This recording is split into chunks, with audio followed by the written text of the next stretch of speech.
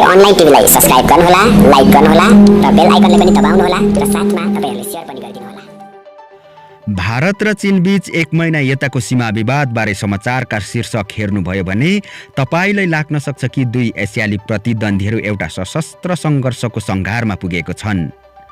दुई पक्षले दिएको वक्तव्यबाजी चेतवानीपूर्ण र खतरनाक सुनिन्छन्। दिल्लीको एउटा अखबारले अहिले देखिएको तनाव एउटा पूर्ण स्तरको द्वन्द्वमा बदलिन सक्ने चेतावनी नै दिएका छन्। अर्को अखबारले त्यस्तै धारणा राख्दै लेखेका छ, तनावका माझ चिनिया अडान अझै कडा बन्दै गएको छ। बेजिङमा सरकारले चलाएको सञ्चार माध्यमले भारतलाई सन् 1962 मा सीमा क्षेत्रमा भएको युद्धमा उसले भोगेको पराजय सम्झाउन थालेका छन्। उनीहरूले पुराना समाचार र त्यसबेलाका द्वन्द्वका तस्बिरहरू समेत छापेका छन्। ग्लोबल टाइम्स अखबार विशेष गरी आक्रामक देखिएको छ। सुरुमा उसले भारतले सडक परियोजनामा हस्तक्षेप गरेर भुटानको सार्वभौम सत्ताले अवमूल्यन गरेको आरोप लगायो। त्यसपछि भारतले विभिन्न सीमा क्षेत्रहरूमा तनावलाई बढावा दिए उसले चीनसँग पूर्ण स्तरको मुठभेडको सामना गर्नुपर्ने चेतावनी दियो।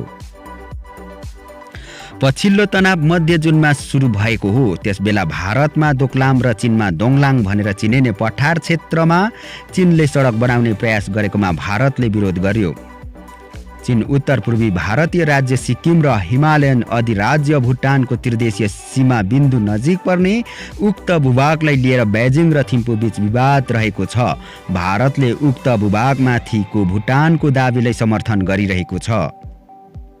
उक्त सडकको निर्माण पूरा हुँदा त्यसले चीनलाई सामरिक महत्त्व बोकेको एउटा जोखिमपूर्ण चिकेन स्नेक भनिने कुखुराको घाँटी जस्तो आकारको साँघुरो मार्गमा पहुँच दिने भारत रहेको छ।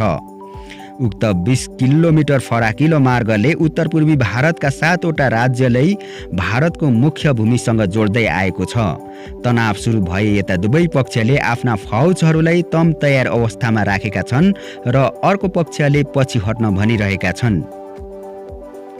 जसरी द्विपक्षीय तनाव बढिरहेको जस्तो देखिन्छ, त्यसले विगतका डरलाग्दा परिस्थितिको सम्झना गराइरहेका छन्। राम्रोसँग निर्धारण नगरिएको सीमा क्षेत्र र बेला बेला हुने सीमा अतिक्रमणलाई लिएर दुई छिमेकीहरू बीच विवाद देखिएको छ। यो पहिलो घटना होइन। दुई देशबीच सन् 1967 मा युद्ध नै भएको थियो। सन् 1986-87 सम्म अरुणाचल प्रदेशको सीमा क्षेत्रमा लामो समय तनाव देखिएको थियो र सुरक्षा बलहरू व्यापक रूपमा खटाइएका थिए। पछिल्लो विवादमा नयाँ दिल्लीले भुटान प्रति व्यक्त गरिरहेको प्रतिबद्धतालाई चीनले जाँचिरहेको एकजना विश्लेषक अजय शुक्लाले लेखेका छन्। उनी भन्छन्, एकदमै नजिकको यो सम्बन्धप्रति चीन सदैव असन्तुष्ट रहेको बताएका छन् र यसमा फुट ल्याउन चीनले निरन्तर दिइरहेको दबाव सधैँ विफल भइरहेको छ। यो पालि चीनले भारत विरुद्ध चुनौती थपिरहेको छ। विदेश मन्त्रालयका प्रवक्ता लु काङले संवाददाताहरूसँग मङ्गलबार बेजिङमा बोल्दै तनावलाई बढ्न नदिन भारतीय फौजहरू सीमा क्षेत्रबाट फिर्ता हुनुपर्ने बताए। भारतीय विश्लेषकहरूले चीनको चेतावनीलाई बेवास्ता गर्न नहुने बताएका छन्। एकजना चिनिया विशेषज्ञले भने साधारण रूपमा चिनियाहरूले बल प्रयोग गर्नु अगाडि त्यसको लागि वातावरण बनाउन पर्याप्त रूपमा वक्तव्य र चेतावनी दिने गरेको देखिन्छ। त्यही भएर हामीले यसलाई हल्का रूपमा लिनु हुँदैन अनि ठट्टा पनि ठान्नु हुँदैन। सन् 1962 मा चीनको राज्य नियन्त्रित सिन्हुवा समाचार संस्थाले सुरुमा नै भारतले युद्धको सङ्घारबाट पछि हट्नुपर्ने चेतावनी दिएको थियो। सोभियत सङ्घ उत्तर कोरिया र कम्युनिस्ट चीन एकतर्फ र अमेरिका र उसका साझेदार अर्कोतर्फ रहेको सन् 1950 को कोरियाली युद्धको क्रममा चीनले भारतलाई देखाउँदै अमेरिकालाई उनीहरूले यलु नदी पार गरे चीन युद्धमा सहभागी हुन बाध्य हुने चेतावनी दिएको थियो। साँच्चै भन्नुपर्दा यसको अर्थ चीनले युद्धको तयारी गरिरहेको छ भनेर नै ठान्नु हुँदैन। अवस्था जहाँको त्यहीँ रहँदा दुवै पक्षले रणनीतिक रूपमा महत्त्वपूर्ण रहेको एउटा क्षेत्रका लागि एक अर्कालाई केही दोस्रोपण गर्नु नौलो कुरा होइन। सन् 2012 मा भारत र चीन बीच भुटान र म्यानमारसँगको सीमामा रहेको त्रिपक्षीय सीमा बिन्दुबारे ती देशहरूसँग छलफल गरी टुङ्गोमा पुग्ने सहमति भएको थियो। त्यो हल नहुँजेल जस्ताको त्यस्तै अवस्थामा रहन दिने निर्णय गरिएको थियो। भारतले चीनले सडक निर्माण गरेर यथास्थितिलाई उल्लङ्घन गरेको विश्वास गरिरहेको छ। आफ्ना समकक्षी चिनिया फौजहरूलाई रोक्न भारतीय फौजहरू नयाँ दिल्लीसँग निकटको सम्बन्ध रहेको भुटानले सहयोग मागेपछि मात्रै खटाइएका थिए। चीनले भारतीय फौजले भुटानलाई मद्दत गर्ने बहानामा डोक्लाम दोङलाङ क्षेत्रमाथि अतिक्रमण गरेको र त्यो अन्तर्राष्ट्रिय कानुन विपरीत भएको टिप्पणी गरिरहेका छन्।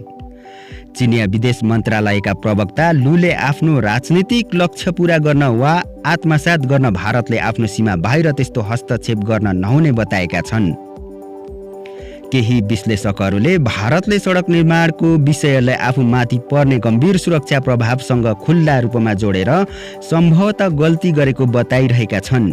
एकजना विश्लेषकले भने, म सहमत छु कि यसमा सुरक्षा चुनौतीहरू रहेका छन्, तर भारतले खुल्ला कडा रूपमा त्यसलाई अभिव्यक्त गर्नु गल्ती हो। हामीले चीनले यथास्थितिलाई भङ्ग गर्यो मात्र भन्नु पर्थ्यो। सुरक्षाको मुद्दा बढी उठाएर हामीले सम्भवतः आफ्नै क्षेत्रमा गोल हानेका छौँ र चिनियाहरूले यसका फाइदा उठाइरहेका छन्। उनको तर्क दम छ। एउटा चिनिया अध्ययन संस्थाका एकजना विश्लेषक लङ सिनचुङ भन्छन्, पाकिस्तानको आग्रहलाई देखाउँदै अब कुनै एउटा तेस्रो देशको सेना कश्मीरको विवादित क्षेत्रमा अहिले भारतको चिनिया फौजहरूलाई सडक निर्माण रोक्नका लागि प्रस्तुत गरिरहेको जस्तै खालको तर्क दिएर प्रवेश गर्न सक्छ। यदि भारतलाई भुटानको भूभाग रक्षा नै गर्न आग्रह गरिएको भए पनि उनीहरू भुटानको स्थापित भूभागभित्र मात्रै सीमित हुनुपर्थ्यो, विवादित क्षेत्रमा होइन। यो तनाव अन्त्य हुनका लागि अब तीनै पक्षले मान्य हुने र कोही तल नदेखिने खालको समाधानको खोजी गर्नुपर्नेछ। चीनले आफ्नो अवधारणालाई कडा बनाउँदै लैजाँदा धेरैजनाले त्यस्तो त्रिपक्षीय र प्रतिष्ठा जोगाउने किसिमको समझदारी फेला पार्न जटिल हुने र त्यसका लागि समय लाग्ने ठानिरहेका छन्। धेरै वर्ष यता दुई देश बीचको सम्बन्ध अहिले सबैभन्दा तल्लो बिन्दुमा पुगेको छ। दुवै पक्षले उक्त सङ्कट समाधान गर्ने एउटा मौका यसै महिनाको सुरुमा गुमाएका छन्। त्यसबेला औद्योगिक देशहरूको समूह G20 को शीर्ष बैठकको मेसो पारेर भारतीय प्रधानमन्त्री नरेन्द्र मोदी र चिनिया राष्ट्रपति सी जिनपिङ बीच हुने भनेको वार्ता भएन। भारतले राष्ट्रपति सीसँग भेटघाटको कार्यसूची नै नभएको बतायो भने चिनिया विदेश मन्त्रालयले चाहिँ भेटघाटका लागि उपयुक्त वातावरण नरहेको प्रतिक्रिया दियो। यो विवाद समाधानका लागि अर्को मौका पनि आउँदैछ।